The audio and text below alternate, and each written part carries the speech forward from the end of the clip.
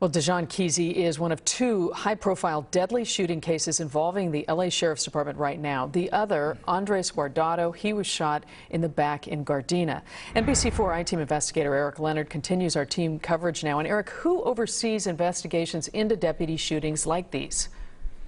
Well, right now, investigations into shooting incidents that involve LA County Sheriff's deputies, like the one that happened yesterday, are handled internally by the Sheriff's Department. The LAPD also handles incidents involving its own officers the same way, internally. Now, several bills have been proposed recently to shift that responsibility for some police shootings to the State Attorney General's office.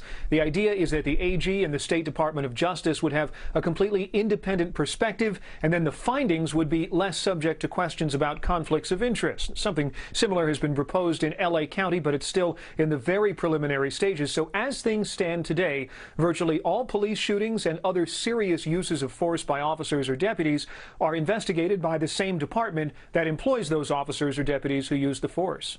And we've heard the LA County Sheriff's Department and police say that there's actually a separate independent investigation of these shootings and the public can therefore trust them. But it doesn't sound like they're very independent from what you've just described.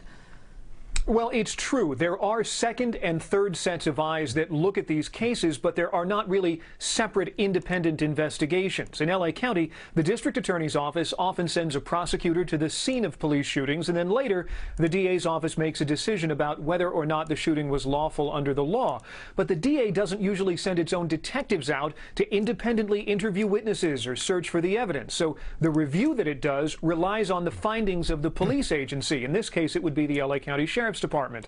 The county also has an Office of Inspector General. It can also get investigative material and review policy, but it doesn't have a staff of field investigators with police powers who can go out and find witnesses and search for evidence. So its analysis of an incident will also rely on the work product of the Sheriff's Department. All right, Eric, thank you for that.